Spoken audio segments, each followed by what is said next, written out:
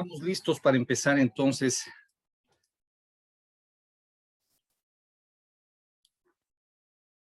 En un momento.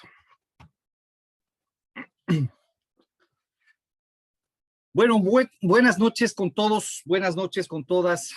Soy Jorge Luis Mazón y esta es una semana más de Los Procesalistas, un programa que, como quienes nos siguen semana a semana conocen, se transmite todos los viernes por iniciativa del Instituto Ecuatoriano de Derecho Procesal. También tiene el auspicio nuestro programa del Colegio de Abogados de Pichincha, tiene el auspicio también de la Federación Ecuatoriana de Asociaciones de Escuela de Derecho. Todas estas instituciones se han unido hace ya más de 40 semanas para llegar los días viernes con este proyecto de formación permanente en temas de derecho procesal, que está dirigido en primer lugar a todos los estudiantes de derecho que nos siguen y que son muchos, y también a nuestros colegas abogados, jueces, juezas, a todos quienes están en el mundo del derecho. Gracias por esa fidelidad. No se olviden que este programa se retransmite también en la red social Facebook en vivo, por vía Facebook Live, desde la página del grupo Los Problemas del Proceso. Tenemos nuestro canal de YouTube también, en donde semana a semana vamos cargando todos los programas que realizamos, y quienes quieran verlos en diferido tienen esa segunda opción también. Suscríbanse por favor al canal de YouTube, ayúdennos de esa manera para que se haga un poco más conocido. Gracias, les doy la bienvenida y le voy a ceder la palabra al profesor y colega, amigo mío, miembro del Instituto Ecuatoriano de Derecho Procesal, el doctor Alfredo Cuadros, para que presente a nuestra distinguida invitada de la noche de hoy. Alfredo, bienvenido. Hola, buenas noches con todos. Bienvenidos a un programa más de Los Procesalistas. Estamos muy contentos el día de hoy. Tenemos otro programa con una invitada de lujo. Me refiero a la doctora Emma Tapia. Voy a leer básicamente, o voy a hacerles conocer un poco de la trayectoria de la doctora Tapia. Ella es licenciada en Ciencias Políticas y Sociales de la Universidad de Cuenca, además de doctora en Jurisprudencia y abogada de los tribunales y de juzgados de la República por la Universidad de Cuenca también. En formación de posgrado es máster en Asesoría Jurídica de Empresas de la Universidad de Valencia, España. Tiene un diplomado en Derecho Procesal, un diplomado en Derecho Notarial y Registral y también un diplomado en Derecho Constitucional. En su experiencia docente, es docente de la Universidad de Cuenca, en la Facultad de Economía, en la materia de Derecho del Trabajo, también es docente de la propia Facultad de Jurisprudencia de la misma Universidad de Cuenca, con las materias de Derecho Individual del Trabajo, Derecho Colectivo del Trabajo y Derecho Procesal Laboral. Ya en su parte profesional ha sido jueza de la Unidad Judicial de Cuenca, de la Función Judicial, también de la Sala de lo Laboral de la Corte Provincial, y también actualmente presidenta de la Sala de lo Laboral de la Corte Nacional de Justicia, ¿no? Entonces, como ven, tenemos una invitada de lujo en un tema muy interesante el día de hoy para las personas que nos dedicamos a la práctica del derecho laboral, sobre todo.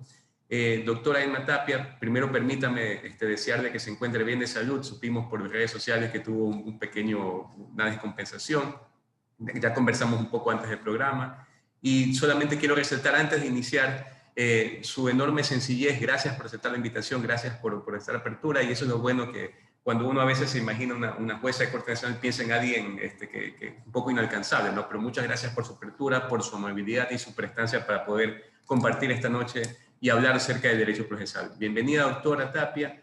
Digamos, el escenario virtual es suyo y estaremos aquí presentes para conversar luego de su ponencia. Bienvenida a Los Procesalistas. Muchas gracias.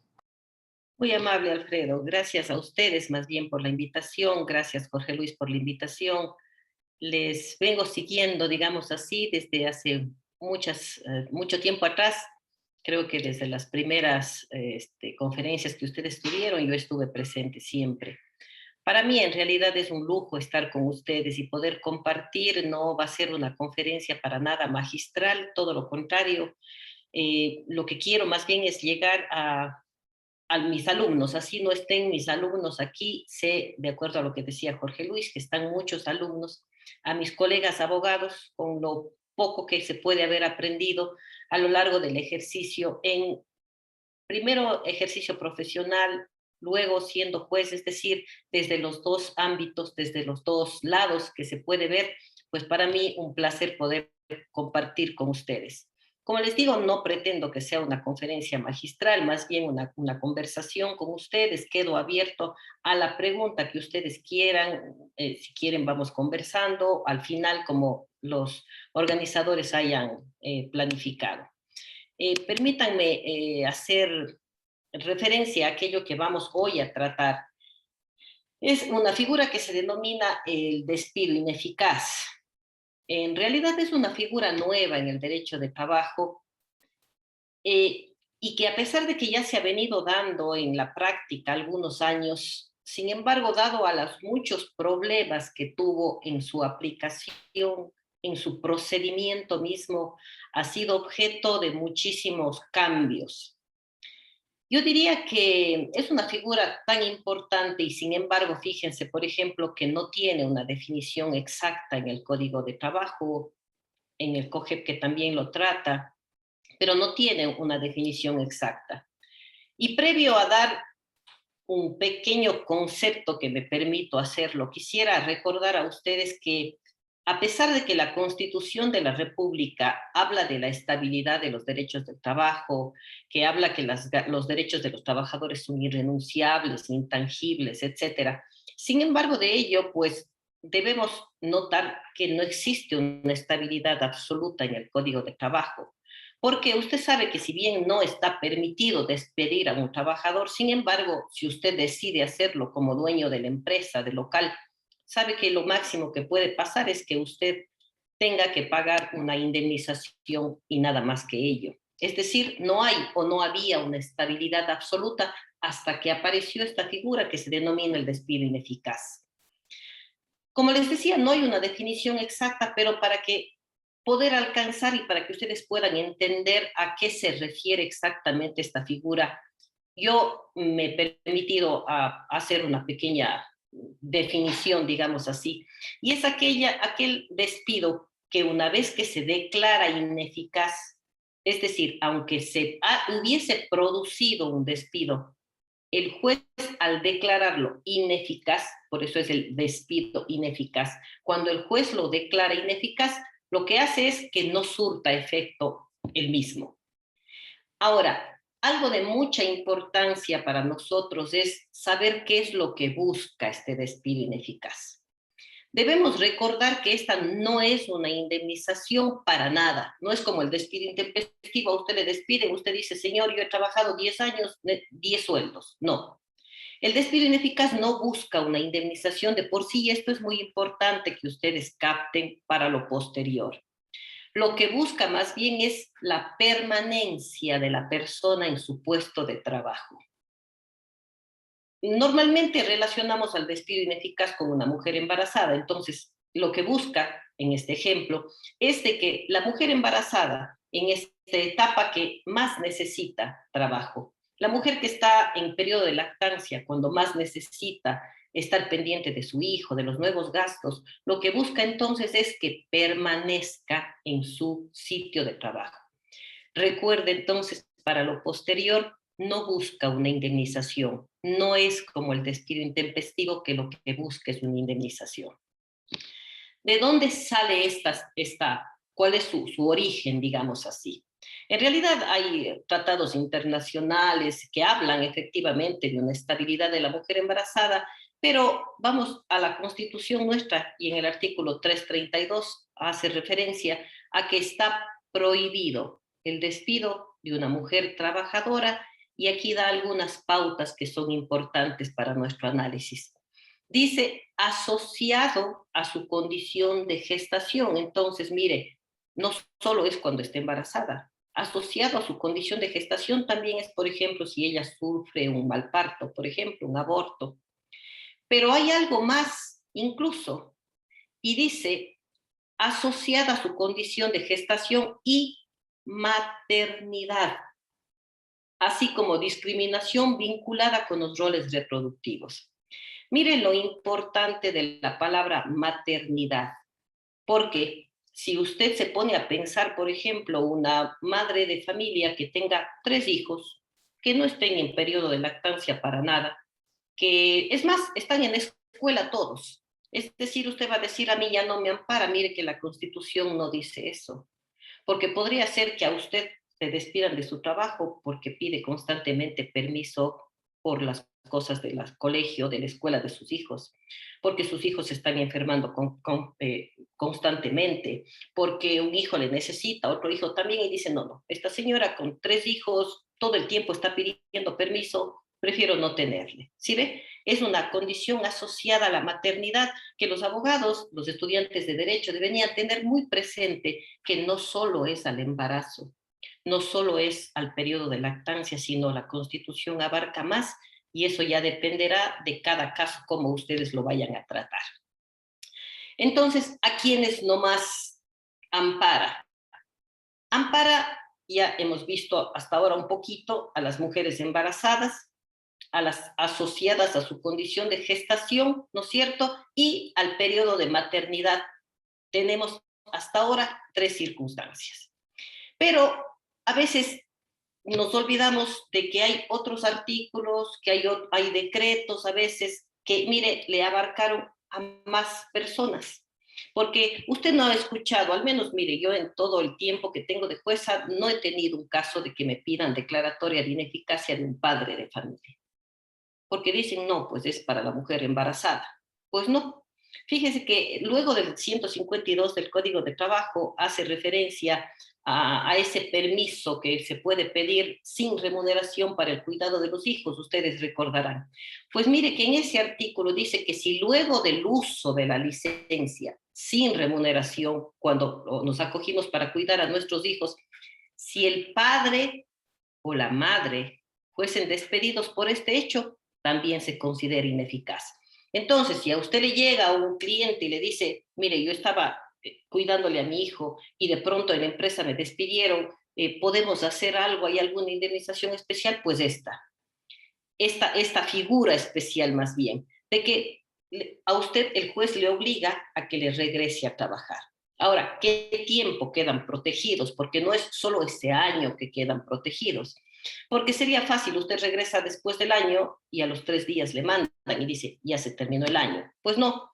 De acuerdo al Acuerdo Ministerial 216-158, en su artículo 18 nos da qué tiempo después de que usted regresado. Y nos dice que son 90 días posteriores al reintegro de la licencia.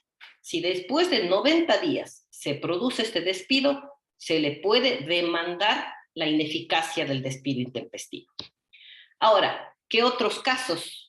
Estos sí, seguramente también habrán escuchado, a pesar de que, mire, y vamos a ir hablando un poquito de un estudio que hicimos en la Universidad de Cuenca con una tesis de uno de los alumnos. Yo tuve solo un caso de un trabajador miembro de la directiva de la organización de trabajadores. Ellos también están protegidos con esta figura. Y no es solo porque a veces piensan que es solo, por ejemplo, el secretario general. No. Dice miembro de la directiva, y en la directiva normalmente hay muchas personas, hay el vocal de deportes, de comunicación, de etcétera. Entonces, todos ellos quedan protegidos también con esta declaratoria de ineficacia, que no está siendo muy utilizada, no podría saber por qué.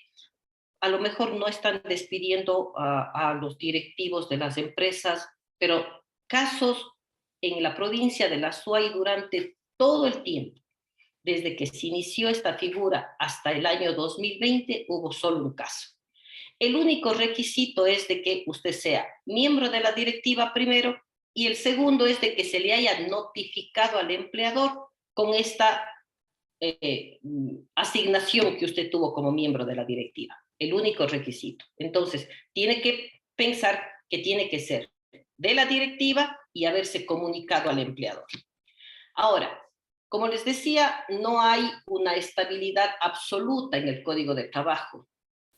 Es cierto asimismo que se puede declarar ineficaz el despido a todas las personas que hemos visto, pero no significa que ellos no se puede terminar legalmente la relación laboral. Noten, lo uno es un despido arbitrario, un despido intempestivo, pero si usted está dentro de las causales del 172 del Código de Trabajo, no importa si está embarazada, si está en periodo de gestación, lactancia, asociado a la maternidad, si es el secretario general de los trabajadores, no. Tiene que recordar que estos son obligaciones, ciertas obligaciones del trabajador que debe cumplir, y si no lo ha hecho, por ejemplo, usted está llegando tarde, ha llegado tarde todo el 4 o 5 veces al mes, o usted se le puede acusar de una falta de probidad, etcétera. Todas las causales del 172 dan para que se pueda pedir una terminación de la relación laboral legal, en cuyo caso aquí no tiene nada que ver que se encuentre en ninguno de los estados que hemos visto anteriormente. Ahora, y haciendo honor, por supuesto, al programa mismo, yo quería tratar un poquito, ya que hemos visto un poco las bases de esto, del procedimiento que debemos hacer para llegar a tener una declaratoria de ineficacia. ¿Y por qué he querido tratar el procedimiento? Porque dentro de mi experiencia como jueza de primer nivel, en donde conocemos los procesos, yo les diría a ustedes, sin temor a equivocarme, más bien con estadísticas, que más del 90%, por no decirles el 95%, más del 90% de procesos de declaratoria de ineficacia se pierden porque no está claro el procedimiento. Porque hay cosas que se confunden unas con otras, los abogados piensan que es un proceso sumario normal y no lo es. Todo el procedimiento laboral normalmente se lo hace en un proceso sumario, ¿cierto? Muy poquitos en proceso monitorio, cuando es el cobro de remuneraciones concretamente, pero normalmente es un proceso sumario. Pero debemos recordar que en el artículo 332, el numeral 8, fue sustituido en el COGEP. Dice que es cierto que las controversias originadas del despido a mujeres embarazadas, lactancia, dirigentes sindicales, dice que se aplicará, es sumario, sí, pero se aplica a término reducido, como en el caso de la niñez y la adolescencia. Entonces, primera cosa que tenemos que tener presente aquí, que no tenemos 15 días, por ejemplo, para contestar una demanda. Recuerde que en el proceso sumario a usted le llega la demanda, usted tiene 15 días para contestar. Aquí no. Entonces, tenemos que ir ¿a dónde? A la niñez. ¿Cuántos días tienen ellos? 10. Igual, antes nosotros teníamos en este artículo sustituido 8, era en cambio muy reducido. No sé qué se pasó exactamente por la cabeza del legislador, pero nos pusieron en que una vez conocido el juez de una solicitud de declaratoria, teníamos 24 horas para conocer. Entonces, de urgencia teníamos que hacerlo. Y luego 48 horas para citar y para convocar audiencia. ¿Saben cuántas audiencias pudimos convocar así? Ninguna. Porque para convocar a la audiencia tenía que estar citado el demandado y no les podíamos localizar, jamás se pudo localizar en 48 horas. Entonces, ¿qué hizo el legislador? Ya, primera falla que se dieron cuenta y dice, no, está muy poco el tiempo, no sé, como les digo, si pensaban que hay que regresarle de urgencia a la señora a trabajar, etcétera, y pusieron esos términos tan cortos. Pero se dieron cuenta que no dio resultado, entonces nos pusieron ahora los de la niñez y la adolescencia.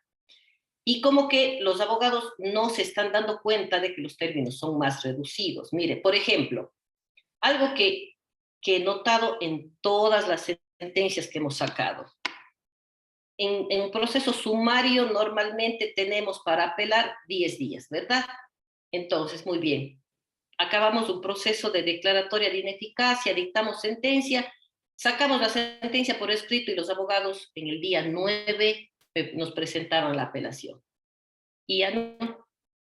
¿Por qué? Porque en la niñez tienen 5 días. Entonces eso fue un hecatombe cuando empezó a pasar y decíamos, no, tenía 5 días, ya no puede presentar, que presento recurso, de hecho, vaya a la corte y la corte lo único que hacía es ratificar esta situación. Entonces, tener mucho cuidado que los términos son iguales a los de la niñez y la adolescencia. Ahora, ¿qué tiempo tenemos para presentar la demanda? Y eso también es un hecho que nos ha acarreado una cantidad increíble. Ustedes no podrían pensar cuánto afectó esta situación. A tal punto que ahora nos obligó a la Corte Nacional a sacar una resolución, la 5 del 2021. El 195.2 del Código de Trabajo dice que una vez que se produce el despido, entonces note esto primero, hoy se produce el despido, usted debe presentar la acción primero, hay que notar que hay que hacerlo no ante el juez de su domicilio, no. No ante el juez del domicilio donde está la empresa, no, tampoco. Tiene que presentarle ante el juez del lugar donde se produjo el despido. Entonces, aquí también tuvimos muchísimos problemas, porque normalmente usted presenta en el lugar donde está el demandado, aquí está la empresa, aquí trabajo, aquí presento la demanda. Pues no, señor, resulta ser que aquí no podía presentar. Usted le despidieron, qué sé yo, en La Tacunga, entonces tenía que ir a presentar en La Tacunga porque al legislador se le ocurrió poner que usted tiene que presentar donde se produjo el despido. Y luego, por primera vez en el Código de Trabajo se habla de plazo, en un plazo máximo de 30 días. Entonces, usted tiene que empezar a contar, si hoy le despidieron, mañana empieza ya el primer día. Y a veces nos confundimos, claro, porque si hablamos solo de términos en el COGEP y por aquí nos encontramos un plazo, las demandas se presentaban en el día 40, 45 y decía, señora juez, todavía estamos en término de 30 días y no era así. Es un plazo de 30 días, un plazo de 30 días. Frente a esta situación del plazo de 30 días, asimismo surgió todo tipo de problemas. ¿Por qué? Porque como es un plazo tan corto, lo que hacía el empleador es, no me hago que me encuentre. Y sencillamente pasaban los 30 días, porque solo teníamos prescripción, entonces pasaban los 30 días y ya estaba prescrito. Entonces, la Corte Nacional en el año 2016 saca una resolución y asimismo nos introducen una figura absolutamente extraña al derecho laboral, que es la caducidad, más bien creo yo propia del derecho administrativo, me parece. Y nos dan ahí un plazo de 30 días para declarar caducidad, pero la verdad tampoco sé por qué nos pusieron que, me entiendo, será la figura de la caducidad, que la debamos hacer los jueces de oficio. Entonces, ¿qué hacíamos los jueces cuando estaba yo en la unidad laboral? Lo primero que cogíamos es contar los días, porque dice de oficio en la primera providencia, de oficio. La mayoría, después de la pandemia y descontando, por supuesto, estos 2 meses y un poco más que no trabajamos, se habían dado algunos procesos estos de declaratoria de ineficacia, sin embargo, todos estaban caducados. Y es lamentable realmente ver que una mujer embarazada que llega a pedir que se declare ineficaz su despido, tener que decirle en la primera providencia, señora, usted no puede hacer nada. Perdió su indemnización, si es lo que busca más adelante, ya vamos a ver un poquito. Pero nos introdujeron esta figura de la caducidad, que recuerden, es plazo, cuenta todos los días y es declarada de oficio. La caducidad, recuerde siempre, es declarada de oficio por el juez. La prescripción, en cambio, podía ser, debe ser alegada expresamente. En este caso no cabe porque es caducidad. Y asimismo, entonces, la única ventaja que se puso es que la caducidad se interrumpe con la demanda. Entonces, si usted está en el día 30, porque aunque ustedes no lo crean, presentan en el día 29 y 30 es el día más favorecido para esto. Pues si está en el día 30, el rato que usted presentó la demanda, se interrumpe la caducidad. Ya no tenemos ese problema de la prescripción, en cambio, que había que esperar a que se cite, el señor se escondía, no le encontrábamos y hasta eso ya prescribía. Ahora, por lo menos, le queda esa tranquilidad de que una vez presentada la demanda, si le citemos en 6 meses, ya está interrumpida la caducidad. Ahora, algo que en realidad, y eso analizamos también en este estudio de la Universidad de Cuenca es el problema que tienen las demandas mismas. Y les voy a poner con ejemplos lo que pasa. Y yo por eso hoy me he permitido a ustedes traerles no un modelo de demanda, que yo sé que ustedes para nada lo necesitan, pero sí quisiera decirles más bien que no debe tener una demanda de declaratoria de ineficacia, que no debe tener. Y mire, lo primero que usted tiene que recordar cuando va a hacer una demanda de declaratoria de ineficacia, pues es todo lo que yo le hemos contado hasta ahora. Es decir, recordar que esta no es una demanda normal, que no es una demanda sumaria en el que va a pedir 13º, 14º despido intempestivo. No, no es eso. Esta demanda es solo ir a pedirle al juez, y voy a hacer en términos muy sencillos, pedirle al juez que quiere regresar a su trabajo. Eso es todo lo que usted debe hacer. Esto recuerde siempre. Me voy al juez a pedirle, señor juez, señora jueza, yo quiero regresar a mi trabajo. Nada más que eso. Por el resto usted no se preocupe. Entonces, no vaya a pedir 13º, 14º, ropa de trabajo, horas suplementarias, etcétera. ¿Por qué? Y les voy a explicar. Yo recién tuve el caso, ahora, la mes anterior me comentaba un juez y me preguntaba de alguna de los cantones de aquí, pero es que dice, doctora, ya de una vez tratemos todo.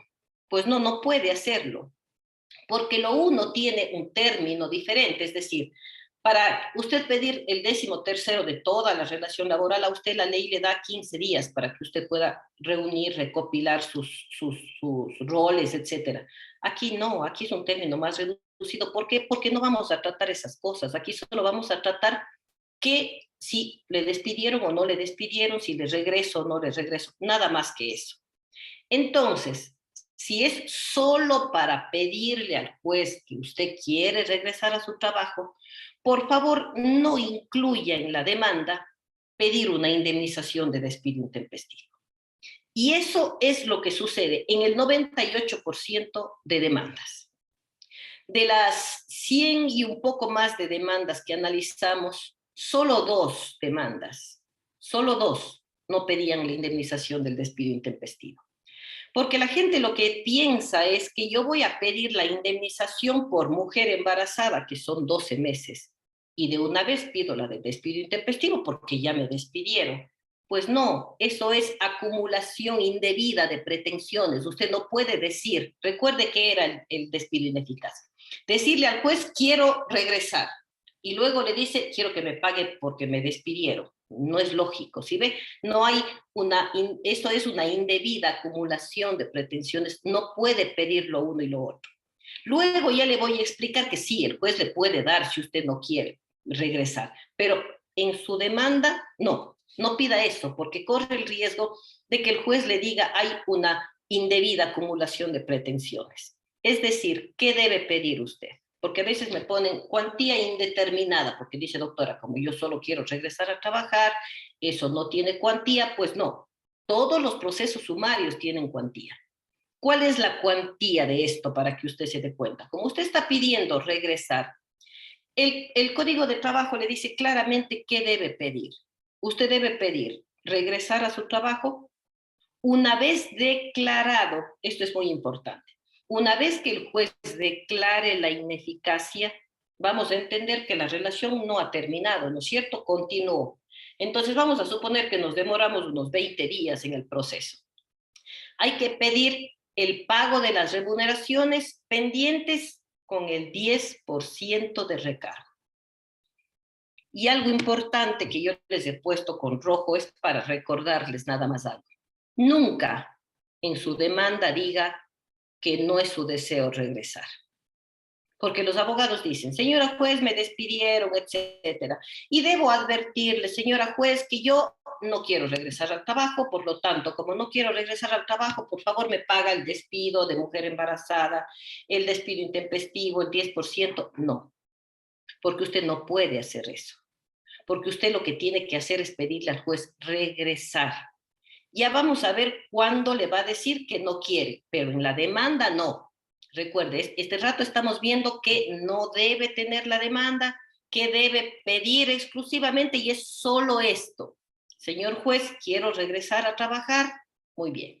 Siendo que todo este tiempo, estos días, 20 días, 30 días, lo que sea, no me he recibido mi remuneración, solicito mi remuneración de $500, digamos así, más el 10% de recargo, 550. Cuantía del proceso, 550. Ahora, ¿qué pasa en la realidad? En la realidad, y aquí sí les voy a decir y les digo, les hablo estadísticamente en base a los análisis, del 100% de demandas que se ganaron, es decir, que el juez declaró inválido el despido, el 100% de las personas, ninguna quiso regresar a trabajar. Nadie quiere regresar a trabajar. Hacía en este estudio, yo trataba de averiguar qué pasa, por qué no quieren, porque la figura es eso, ¿no? El legislador lo hizo pensando en que la mujer embarazada, el periodo de lactancia, etcétera, necesita ahora más que nunca tener un trabajo. Y lo que el legislador buscó es que ella se quede con su fuente de trabajo de todos los meses. Pero entonces, ¿qué pasa que nadie quiere regresar? Pues es fácil, conversando con ellas, uno se da cuenta qué es lo que pasa y uno les pregunta por qué no quiere regresar. Mire, yo como juez le estoy diciendo regrese. El señor está obligado, incluso con sanción penal si no les recibe. ¿Por qué no quiere regresar? Ahí está su trabajo, usted necesita ahora. No, doctora. Porque lo que pasa es que la relación laboral ya se dañó. Entonces, tenerle a la fuerza con un señor que está acá atrás suyo, mirándole, apenas pueda le va a mandar, tienen razón en realidad. O sea, yo tampoco creo que regresaría a trabajar, ¿no? Entonces, ¿qué pasa con la señora que dice no quiero regresar? Ahí sí, vamos con todas las indemnizaciones que usted no pidió. Usted no la va a pedir, el juez le va a dar. Porque el código es claro y dice, cuando la persona trabajadora despedida decida, a pesar de la declaratoria de ineficacia del despido, no continuar con la relación laboral, recibirá la indemnización que vamos a explicar. Entonces, mire lo importante. Tenemos que tener presente que dice que si a pesar de la declaratoria de ineficacia, es decir, un juez de trabajo ya le dijo a usted ese rato en audiencia pública, oral, le dijo, muy bien, usted me ha aprobado despido intempestivo, que está embarazada, que el señor sabía que estaba embarazada, muy bien, señora, yo declaro ineficaz ese despido. Pero debo preguntarle porque dice que ella debe decidir. Entonces, el juez le va a preguntar, señora, señor, ¿usted decide regresar a trabajar? Y como les digo, el 100% me dice no. Entonces, inmediatamente el juez dice, mandará pagar un año de remuneración que venía percibiendo, siempre la tomamos la última completa, un año, 12 meses. Si ganaba 1,000 por 12, 12,000. Y además la general de despido intempestivo. Si tenía menos de 3 años, 3 remuneraciones. Más de 3 años, una por cada año. Pero mire quién es el que manda a pagar. ¿Usted pidió en su demanda? No. Ya le expliqué, no puede hacerlo. ¿Quién mandó a pagar esto? Mandó a pagar un juez, cuando usted decidió no regresar. Muy bien. Ahora, recuerde que cuando usted presenta la demanda, usted puede pedir adicionalmente antes de la audiencia que se dicte medida cautelar, al estilo de una acción constitucional. Usted dice, bueno, hasta que al señor le encuentren, hasta que pase la audiencia, a veces no pasan las audiencias pronto, no, yo ya quiero regresar. Puede pedir una medida cautelar en el que se le haga ya regresar a su trabajo. ¿Sabe cuántas medidas cautelares hemos tenido? Ninguna.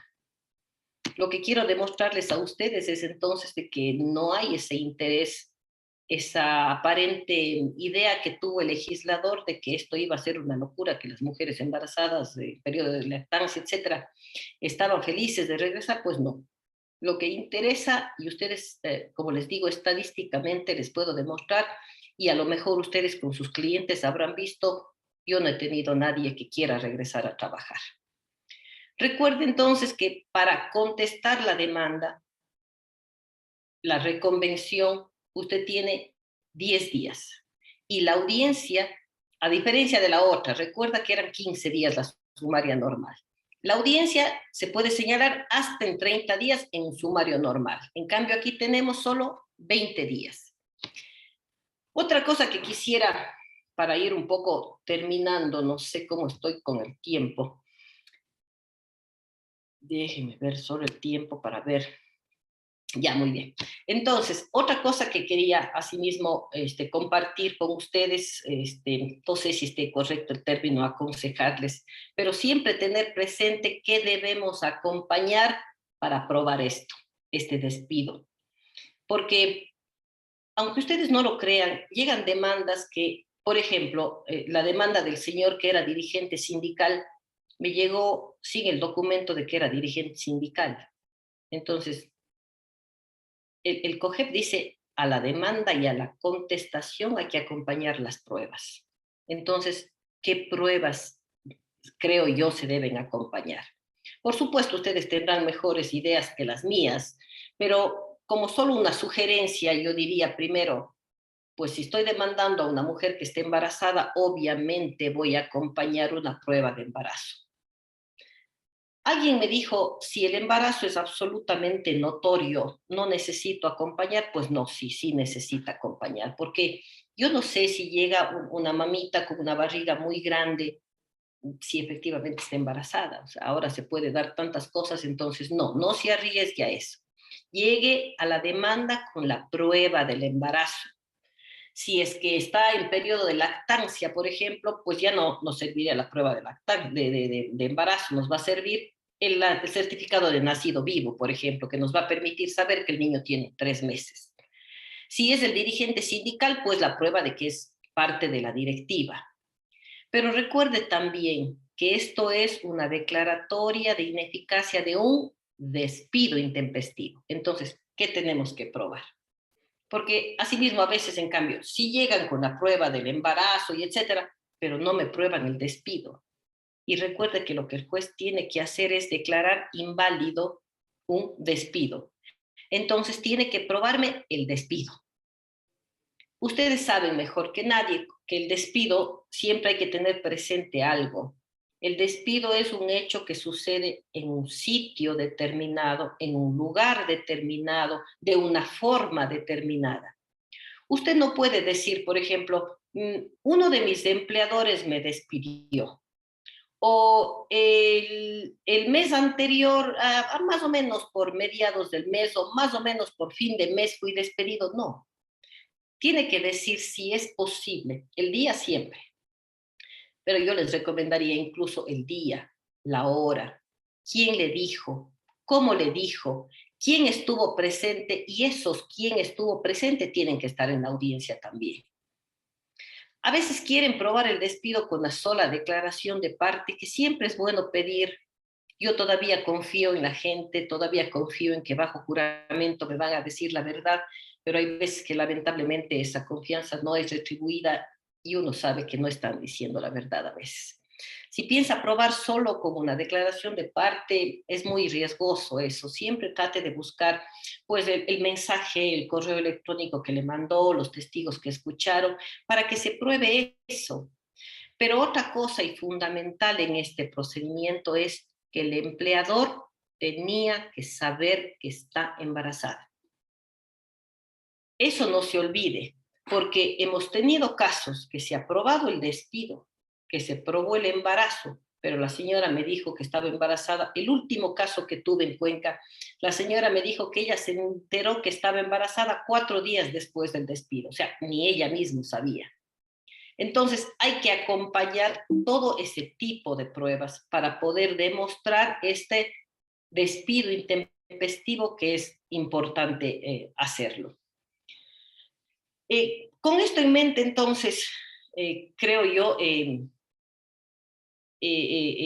tratado de compartirles algunas cosas. Sin embargo, hay otras tantas que faltan por hacer. Y quiero compartir con ustedes más bien algo que tenemos en mente en la sala laboral.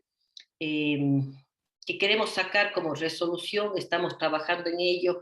A veces es un poquito difícil estructurarlo, ponernos de acuerdo en ciertas cosas, etcétera. Pero miren, algo que está pasando es que las mujeres embarazadas, por ejemplo, llegan y demandan al día 32, me invento. Y resulta ser que el juez le dice, señora, su derecho está caducado, ya no puede. Entonces, claro, el abogado dice, bueno, ya igual no quería regresar a trabajar, entonces vamos a demandar el despido intempestivo y la indemnización por mujer embarazada.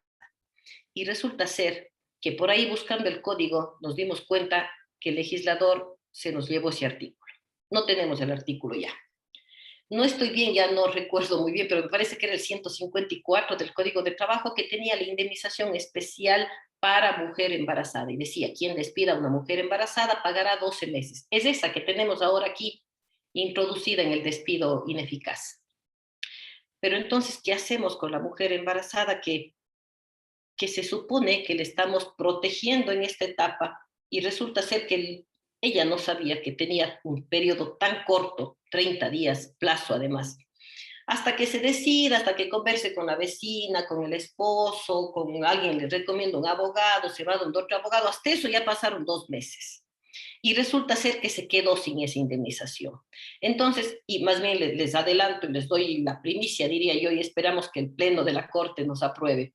Lo que queremos hacer a manera de resolución es plantear lo siguiente, que una mujer embarazada o en todas las formas que hemos visto, el papá, los dirigentes sindicales, etcétera, solo para resumir, les digo, la mujer embarazada, que no haya hecho uso de la declaratoria de ineficacia durante los 30 días plazo, se entenderá, por este solo hecho de no haber activado la justicia, se entenderá que no quiere regresar, que su deseo es no reintegrarse al trabajo, pero queremos dejar a salvo el hecho de que ella pueda demandar el despido intempestivo, la indemnización de despido intempestivo a una mujer embarazada.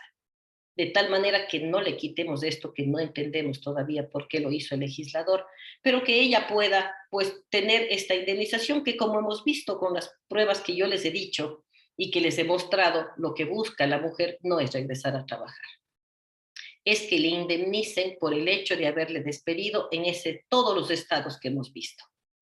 Esperemos esto sea pronto una realidad, les estaré comentando y quedo abierta a cualquier pregunta que ustedes quieran hacer. He tratado de hacer un poquito un resumen de lo que es el despido, cuál es el procedimiento, qué pruebas yo les recomiendo hacer, qué cosas les recomiendo no hacer y quedo abierta a los criterios de ustedes más bien. Muchas gracias, doctora. Le pediría, por favor, que deje de compartir la pantalla para iniciar un breve diálogo. Claro que sí. Bueno, antes de iniciar o hacer algunas preguntas, solamente felicitar a la doctora por su gran ponencia el día de hoy. Ha sido muy clara, pero a la vez también me ha dejado muchos temas por conversar, ¿no? He ido tomando apuntes, revisando el código de trabajo, el COGEP, mientras usted ha estado hablando, porque se nota un poco y es bueno siempre tener a alguien que tenga, yo digo, una triple perspectiva, la perspectiva académica, porque usted es docente, la perspectiva de un abogado en el libre ejercicio, una abogada en este caso en el libre ejercicio que se dedicaba a esta área, que siempre da una óptica distinta, y aparte como una juzgadora a todo nivel, o sea, a nivel de corte provincial y corte nacional incluso. Entonces es bueno y que los colegas y los futuros colegas que estén aquí presentes se den cuenta de todo esto, pues, ¿no? Y es interesante porque he ido viendo, usted ha tocado los puntos del despido ineficaz, o la declaratoria de ineficacia del despido. Justo cuando conversamos acerca del tema, usted me decía, no es despido ineficaz, es la declaratoria de ineficacia del despido, y es bueno precisar, ¿no? Y ideas interesantes como el tema de pedir una declaratoria de ineficacia por el tema de la paternidad también, por ejemplo, ¿no? Los acuerdos ministeriales aplicables para un caso como lo que se señaló en la resolución 05-2016. Pero hay un tema súper importante, yo siempre digo esto, ¿no? Como litigantes, a veces con el COGEP tenemos que ser muy precisos en ciertas cosas.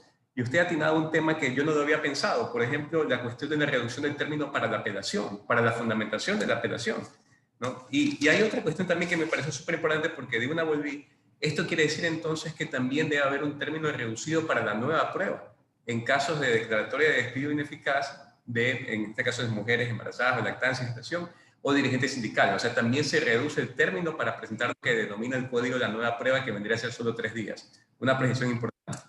Ahora, si me permite hacer una pregunta, doctor, antes de ceder la palabra también a otro de los procesalistas, que es el doctor Andrés Cervantes, le hago una consulta, porque a veces quedan unos pequeños vacíos, ¿no? Justo conversaba esta semana con un joven entusiasta, futuro colega, se llama Mauricio Villagrán, y él me empezó a preguntar, ¿usted cree que cabe la reconvención en estos procedimientos de declaratoria de despido ineficaz, como el caso que estamos analizando? Yo en un principio me aventuré a decir que no, partiendo de la premisa de que se permite la reconvención en materia laboral, pero bajo el filtro de la conexidad.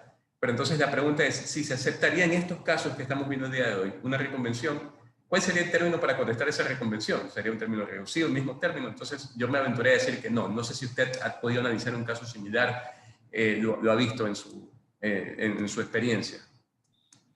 Sí, Alfredo. Algún rato conversaba con mis compañeros de la unidad laboral de Cuenca. ¿Qué pasa si nos presentan una reconvención? Porque claro, finalmente es un proceso sumario. El proceso sumario acepta reconvención con la única condición, diría yo, de que sea conexo. Ahora, analizando el concepto de esta figura, que es yo, el que sea, el papá, la mamá, el dirigente, quiero regresar a trabajar, ¿cuál podría ser conexo en ese caso? Y nosotros no hemos encontrado una conexidad. Pero fíjese que supe que en Cantón cercano a Cuenca, en Cantón Cañar, sí presentaron una reconvención y lo que querían es pedir que la señora devuelva un fondo de reserva que no había sido depositado o algún préstamo. Que claro, es conexo a la relación laboral, pero no conexo al caso. Y los términos no nos dan para eso. Los términos son absolutamente cerrados de tal manera que se pueda tratar con absoluta prolijidad y agilidad sobre todo este proceso.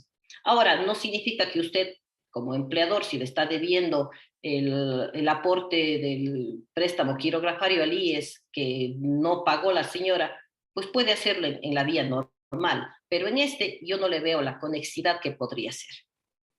Perfecto. Y dos cositas más antes de ceder la palabra a Andrés. Me dejo un poquito el tema, pero yo quisiera aprovechar la oportunidad a ver si es que a nivel de sala de la Corte Nacional se ha podido analizar el tema del abandono, por ejemplo, en materia laboral, con las reformas que hubo en el COGEP. Porque ha pasado en el libre ejercicio de la profesión de que yo generalmente defiendo a los empleadores, que no va la parte actora a una audiencia, después nos sigue pasando y caemos como una especie de ciclo que se repite, ¿no? Y he visto que ciertos juzgadores de forma acertada también dicen no podemos estar repitiendo convocatorias y nunca avanzar. Y suelen señalar de que la siguiente audiencia se va a celebrar con o sin presencia del actor, pero no sé si sería una buena oportunidad para aprovechar que a nivel de Corte Nacional se haga una resolución, porque hay un vacío ahí, efectivamente. Así es. Sí. Y otra, Mira, sí, si me Alfredo, permite, doctora, antes de sí, ceder la palabra, para conteste, ahí sí me alejo del tema, pero no todos los días se tiene la oportunidad de conversar con una autoridad de Corte Nacional.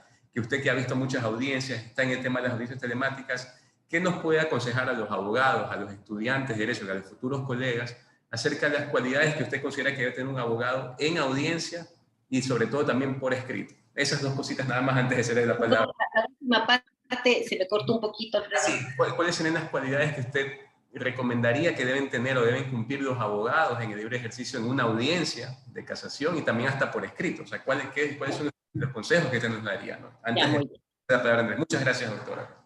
Gracias, Alfredo. Mira, Alfredo, sobre la primera pregunta suya, hicimos una sesión de pleno de Corte Nacional en Cuenca. Y ahí estuvieron, era a nivel nacional, podían participar los jueces y le cuento que todos los jueces tienen la misma inquietud suya. Y he visto todo tipo de salidas que se han dado, claro, un poco atados de manos, parte de lo que usted dice. Por ejemplo, algunos dicen, a ver, el artículo que habla del abandono, que está prohibido para relación, para materia laboral, es sobre el transcurso del tiempo. Ese es el que está prohibido.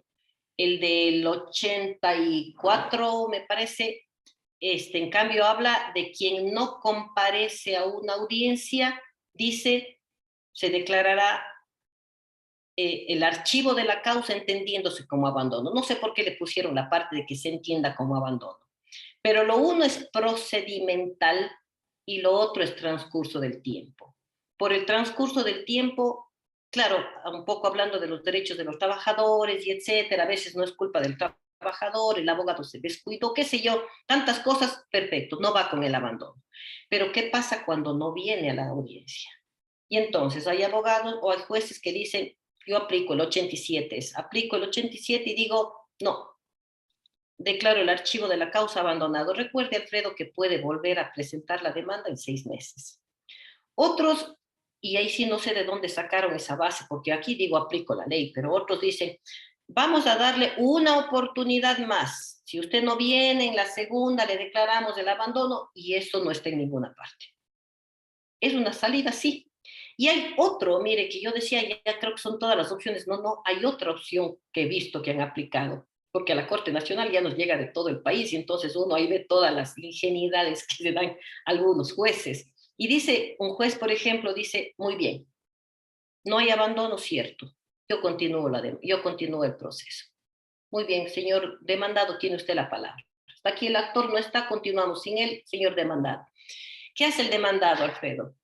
Dice, muy bien, ¿qué prueba anuncia? Ninguna, pues. Porque él no está el actor para que produzca sus pruebas. Y eso yo le veo más grave. ¿Por qué? Porque en ese caso sí va a perder toda oportunidad del trabajador de poder volver a demandar porque va a haber cosa juzgada y va a haber sentencia. Entonces, ¿qué hemos hecho, Alfredo? Y de verdad es un clamor de los jueces. Está listo ya la resolución. Vamos a plantearla en la siguiente semana, no la siguiente, al Pleno de la Corte Nacional, que estamos sacando y pidiendo que la Corte Nacional, por supuesto, esto siempre está sujeto a que todos los compañeros jueces de la Corte Nacional estén de acuerdo, necesitamos por lo menos 12 votos, pero se está yendo a salir una resolución en ese sentido, de que una cosa es el abandono por el transcurso del tiempo y que no va para los trabajadores, pero quien no comparezca a la audiencia pierde su oportunidad de hacerlo y se declarará el archivo, porque no podemos dejar, Alfredo, abiertos los procesos indefinidamente. Y la otra era, ya, muy bien. La otra, a ver, mire que no solo son ustedes los que ya no tienen la audiencia física, también somos nosotros los jueces. Y también a nosotros nos ha costado adaptarnos frente a la computadora. Y hay cosas que tanto nosotros como los abogados tenemos que prepararnos. Primero, definitivamente, tenemos que prepararnos tecnológicamente. Algún rato cuando entraba el COGEP en vigencia en el 2015, me parece algún abogado, un juez concretamente decía, el abogado que no se prepare para litigación oral va a quedar relegado y va a tener que retirarse de ejercer. Yo decía, no es tanto así, ¿no? Sin embargo, fui viendo cómo abogados de renombre, abogados, claro, tenían ya sus años, un renombre muy considerado en la ciudad de Cuenca, sin embargo, vi que se fueron quedando tal como lo había predicho. Y les veía un día lunes, un día martes, trotando ya, o sea, ya definitivamente se retiraron. Y yo creo que va a pasar igual. Tenemos que adaptarnos a la tecnología. Hoy tuvimos la oportunidad de conversar un ratito antes con usted y he visto abogados jóvenes que vienen con sus presentaciones, así como hoy compartí la pantalla y me dicen, doctora, voy a producir el contrato de trabajo, ¿me permite compartir la pantalla? Sí, claro. Y tienen el contrato de trabajo y tienen subrayado a la fecha y uno está con el proceso físico, ¿no? Acá, a este lado. Y sí, sí, es cierto, porque estoy viendo lo que él está produciendo. Pero además el otro abogado también tiene. Entonces, ¿qué hacía yo en Cuenca para que todavía no tenemos el expediente electrónico? Recuerdo a mi secretaria con mucho cariño. Ella sacaba hacía los chicos pasantes, le daban, poniendo en PDF todo el proceso y ella mandaba a los correos de los abogados para que se preparen. Entonces, es bueno que nos preparemos, pero no pensemos tampoco que esto es algo que, porque ya como que ya estábamos perdiendo la costumbre de ir a las audiencias a leer. Ya los abogados se preparaban, hacían su exposición oral, ya incluso era hasta un poquito vergonzoso que alguien llegue y diga la demanda es y se ponga a leer, ya no lo hacía. Pero ahora yo veo que como que estamos retrocediendo un poquito en eso. Claro, aprovechando que tiene la pantalla, se nota claramente que están leyendo todo lo que están diciendo y eso no es bueno. Eso hace que se pierda la oralidad. Entonces, tal como nos preparábamos cuando nos íbamos a las audiencias, pues igual hagámoslo para frente a la pantalla. Y tenemos la ventaja de que podemos tener un cuadernito al lado. Yo tengo a mi hijo que acaba de graduarse de abogado y le recomiendo eso. Y él dice, pero mami, tengo la computadora, pero él no, él es como, él dice, mami, como tú, como viejita. Él lleva su cuadernito y le digo, lleva tú, uno, exposición de esto, dos con esto, y tenemos esa ventaja de tener aquí el cuaderno, aquí las diapositivas y poder dar una buena exposición al juez. Miren, nosotros somos humanos, hemos sido abogados igual que ustedes y preparémonos en cuanto al tiempo también, que es muy importante. Yo veo una Corte Nacional y a lo mejor eso a alguna gente no le gusta, pero si le dan 15 minutos y usted sabe que tiene cierto tiempo, no vaya, por ejemplo, en la demanda y usted le dice, vamos a los alegatos de apertura. Y en los alegatos de apertura no es volver a leer la demanda. Es decir, usted qué quiere probar en esta audiencia. Entonces, prepárese con eso, no vaya a leer la demanda. Preparémonos, estamos todos en eso, ustedes, nosotros, y por supuesto, yo digo, para mí es fundamental este tipo de charlas, porque puedo escucharles a ustedes cuáles son sus sugerencias y ustedes escuchar los pequeños consejos que a lo mejor no somos nadie para dar, pero en la poquita experiencia que podemos tener. Muchas gracias, doctora. Le voy a dar la palabra al doctor Andrés Cervantes en este momento, que también quiere integrarse al diálogo. Claro que sí. Muy buenas noches, doctora Tapia. En primer lugar, felicitarle por la exposición. Encantado de conocerle, aunque sea por este medio. Yo quería hacer quizás unos comentarios, unos de precisión y unos quizás para impulsar un diálogo un poco más picantes, quizás. En primer lugar, usted nos ha hablado de la acción de ineficacia del despido en el ámbito del sector privado, ¿no? Del Código del Trabajo. Y quizás para los colegas que nos escuchan, quizás sería interesante también mencionar que la disposición general segunda de la Ley Orgánica Reformatoria a las leyes del sector público establece también una acción de ineficacia del despido en caso de mujeres embarazadas para el sector público, justamente. Y en este caso la ineficacia pues se tramita ante la justicia contencioso administrativa. Creo que es una precisión ahí necesaria. Y luego, también usted decía la cuestión de que no se pueden solicitar otros rubros en la acción de despido ineficaz, ¿no?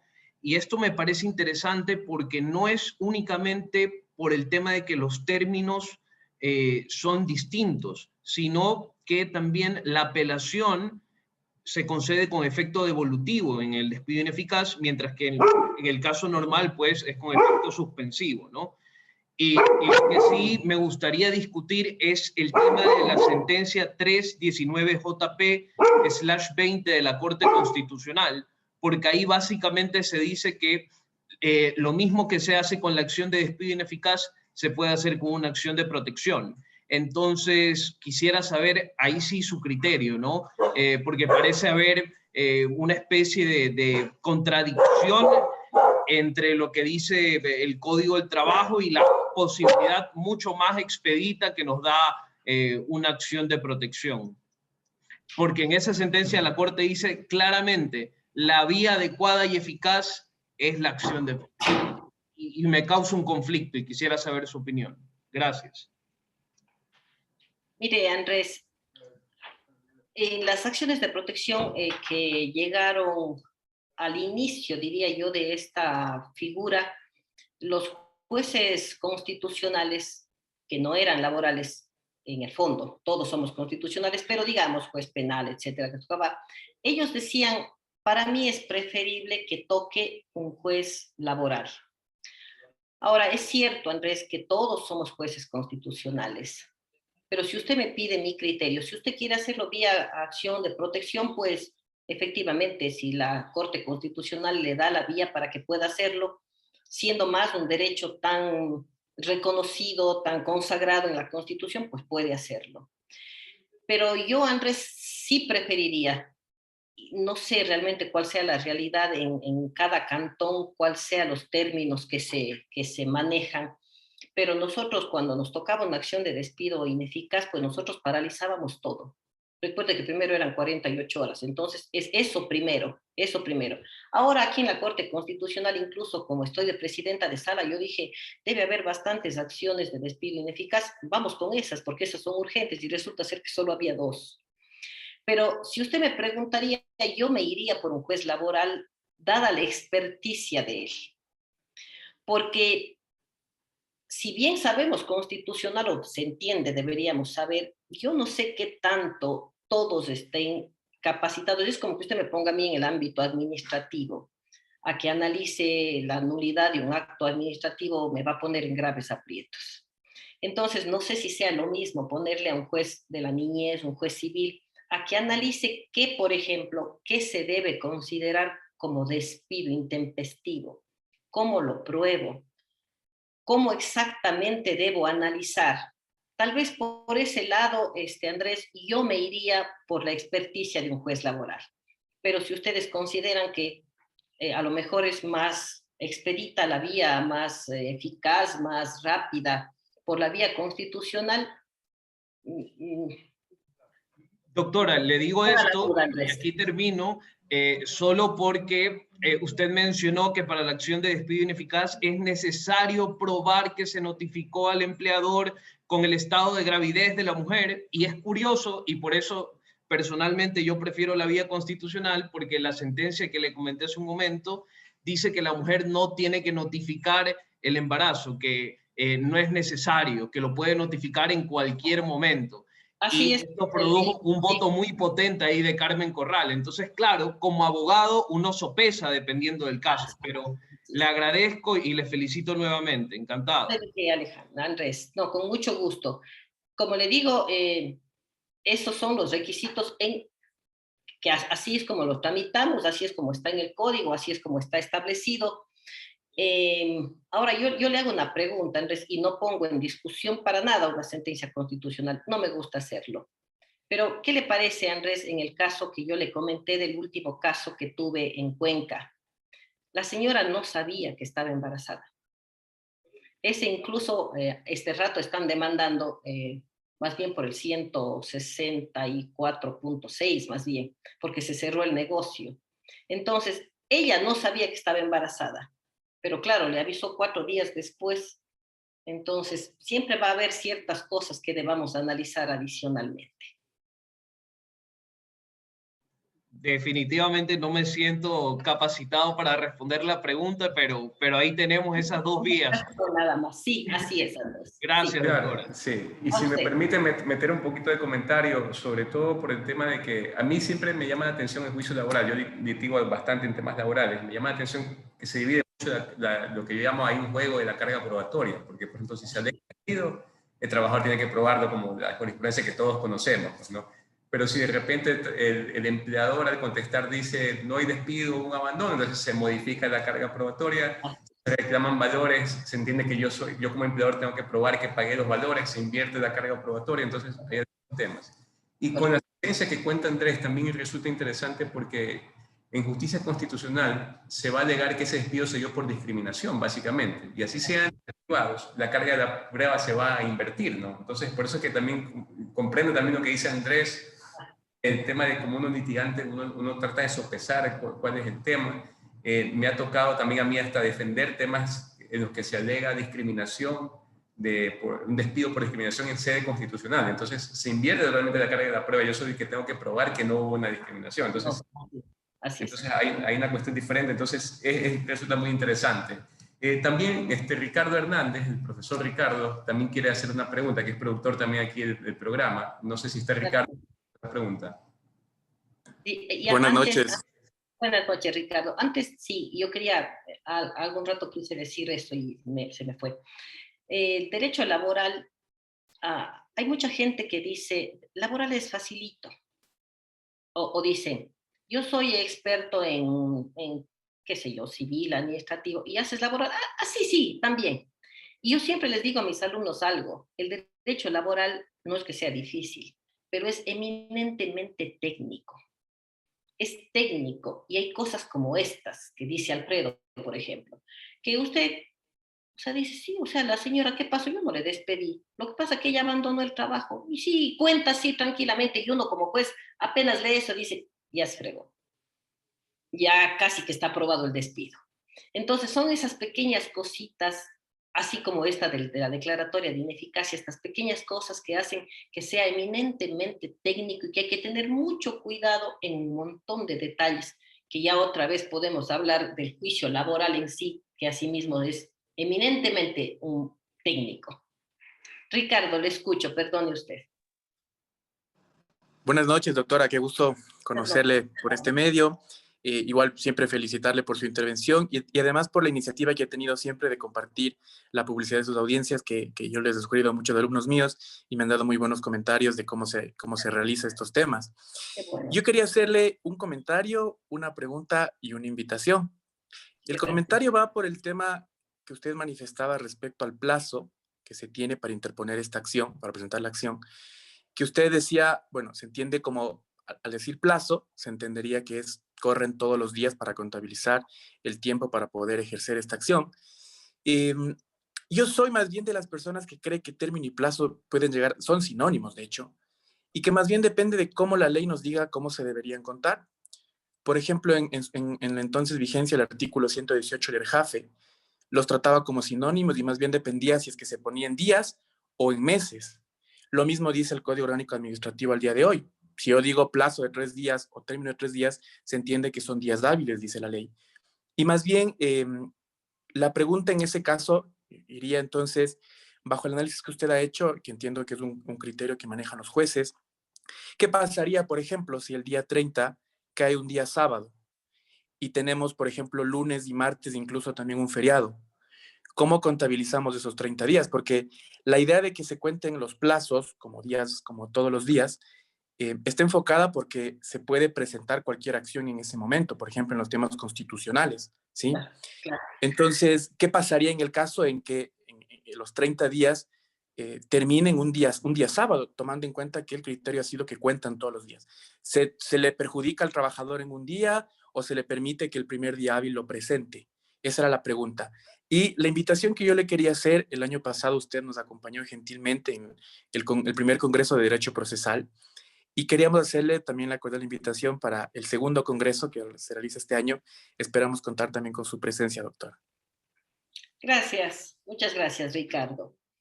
Sí, mire, la verdad yo no sabía que en algunos códigos, leyes, se entiende igual término que plazo, pero definitivamente aquí no, Ricardo. Aquí el rato que se le introdujo a la caducidad y se le puso plazo, primero que cambió todo el código de trabajo porque no teníamos eso nosotros, justamente pensando en esto, en esta área social, en que de pronto la prescripción, si bien teníamos 3 años, hay unas prescripciones especiales de 30 días en que no corre sábado y domingo, que no corren los feriados, pero en este caso lamentablemente, Ricardo, no.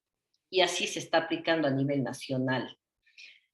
Algún abogado decía, se le había declarado la caducidad, y más o menos hagamos cuenta que fue como el caso que usted nos pone. Entonces terminó el sábado, por ejemplo, se completó el 30 y el domingo ya era 31 días, el lunes fue 1 de mayo, etc. Y el abogado del otro decía, debió haber presentado en el día 29. Y es lamentable, Ricardo, y yo digo, y eso lo dije desde el principio, no sé, no entiendo por qué hicieron esta figura con primero 48 horas, 30 días plazo, 30 días término, que es caducidad, que es prescripción.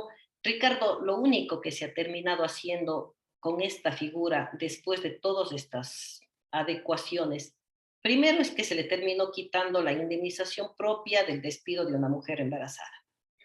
Y segundo, que se terminó complicando a la mujer embarazada para que supuestamente regrese a su trabajo que nadie ha querido regresar.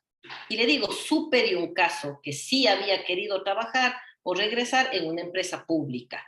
Porque claro, ahí es diferente, no está el gerente acá atrás, no está esto, como que sí habían arreglado o alguna cosa así en la universidad que SP, no recuerdo este rato el nombre, supe del caso, no sé si en realidad fue así. Entonces, ¿qué se terminó logrando con esto?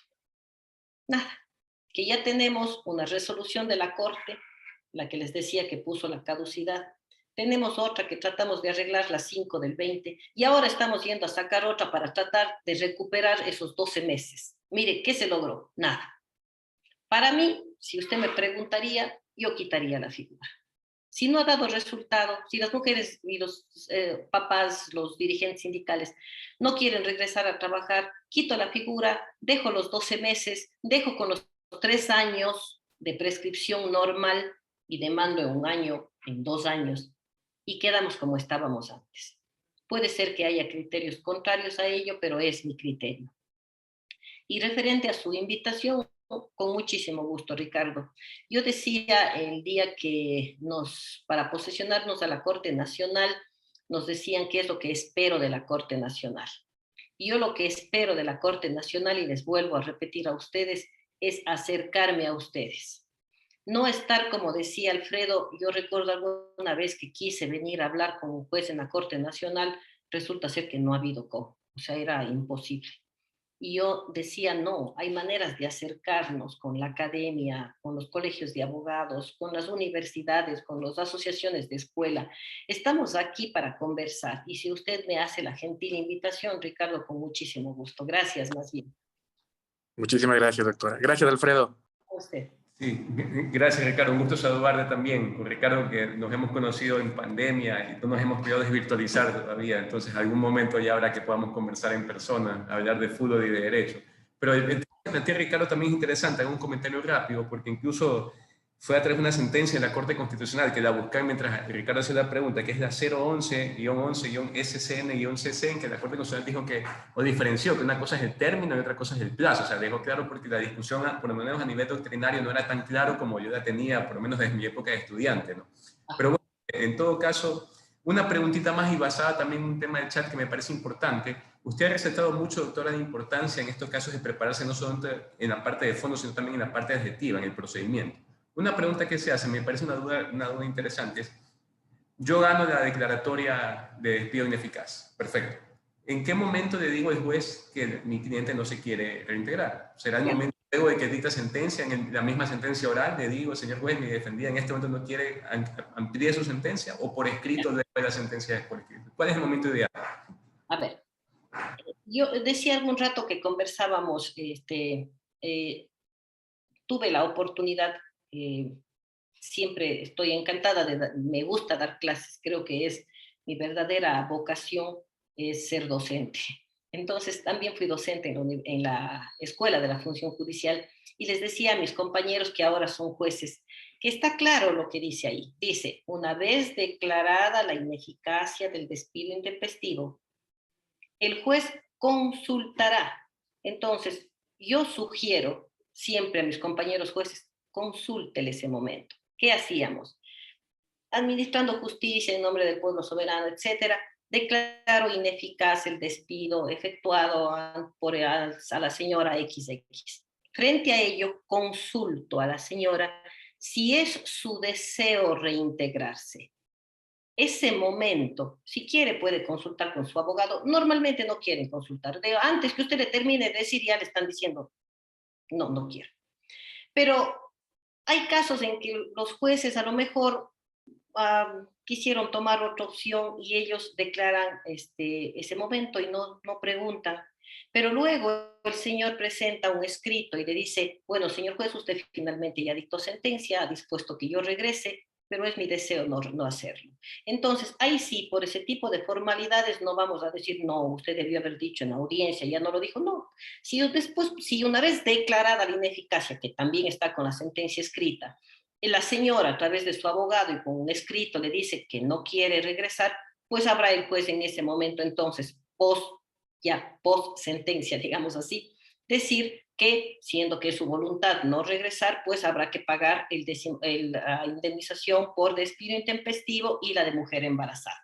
Claro que eso va a estar ya fuera de la sentencia escrita, y yo por eso recomendaba hacerlo en la audiencia. de tal manera que cuando usted redacte la sentencia por escrito, quede claro que una vez que usted declaró, la señora manifestó que no quiere regresar, por lo tanto calculo la indemnización por despido y por embarazo, y queda ya establecida en la sentencia. Pero no pasa nada por un formalismo de eso, si luego dice que no quiere, habrá que mandar a pagar entonces después de esa declaratoria. Muchas gracias, doctora. Le cedo la palabra a Jorge Luis, que ya para el cierre del programa. Jorge. Muchas gracias, Alfredo. Doctora Tapia, estoy muy agradecido, estoy muy contento de toda la expectativa que ha generado la gran cantidad de comentarios, el aporte tan significativo que ha hecho con su ponencia de esta noche. Ha sido un tema que ha despertado muchísimo interés. He estado revisando los comentarios en las redes, aquí en la sala mismo. Quiero contarles a veces nos olvidamos, no somos productores profesionales de programas. Intentamos hacer siempre esto de la forma más digna posible, pero esto ha sido una iniciativa primero de 3 académicos, uno de ellos ahora compañero suyo en la Corte, mi buen amigo el profesor Milton Velázquez, a quien le mando un saludo, por cierto. También, claro que sí. Le mando un saludo donde esté, porque él es uno de los procesalistas, ahora de vacaciones, pero lo consideramos y es nuestro totalmente. La próxima semana posiblemente viene Milton a hacer un programa también. Y decirles que gracias por todos los comentarios, gracias por todas las preguntas. Este es un programa que siempre, por respeto inclusive a nuestros invitados, a nuestras invitadas, lo pactamos para 1 hora. Estamos sobre la 1:15 ahora y nos hemos extendido en honor de que la expectativa no ha decaído, el público se ha mantenido en la sala y en el Facebook también. Agradecerle muchísimo su don de gentes, esa vocación de apertura, esa voluntad de publicidad que se ve cuando usted comparte los links de sus audiencias. Yo también les he recomendado a mis alumnos en la universidad, en mis posgrados, que vayan a ver. El abogado tiene que, en esta época, al menos si quiere ser abogado litigante, tiene que entrar a la sala de audiencias, y esa es una maravilla que nos permite ahora la tecnología y las audiencias telemáticas, que ni siquiera hay que moverse de la casa para poder estar en audiencia. Así es que gracias por eso, gracias por haber aceptado venir. Nos quedamos muy contentos, esperamos verla pronto, y gracias por haber aceptado también la invitación que le acaba de hacer Ricardo para el Congreso de Derecho Procesal, que ya estamos empezando por estos días a soñarlo yo creo que va a ser para agosto, septiembre de este año, desde el Instituto Ecuatoriano de Derecho Procesal, del que somos parte todos quienes hacemos este programa. Le dejo la palabra para que se despida de su audiencia, doctora Tapia. Gracias, Jorge Luis, a ustedes. De verdad, como les decía al inicio, les he estado siguiendo todo el tiempo. Para mí ha sido un honor estar con ustedes. Espero haber estado a la altura de tan alta audiencia que ustedes tienen, y también asimismo de los distinguidos invitados que han tenido. Un gusto para mí, siempre quedo a la disposición de ustedes, hay muchos temas que tratar y siempre a la orden cuando ustedes así lo requieran. Para mí es un honor. Gracias a todos. Muchísimas gracias, le agradezco mucho. Gracias al profesor Alfredo Cuadros, que fue quien tuvo el comando hoy de los moderadores. Gracias, Alfredo. Andrés, qué gusto que igual con Ricardo hayan llegado finalmente, aunque sea unos minutos tarde. Un abrazo para todos nuestros seguidores. Hoy estuvimos 330 entre las 2 salas. Es un número envidiable para este horario inconstitucional de viernes en la noche. Gracias por seguirnos. Hasta la próxima.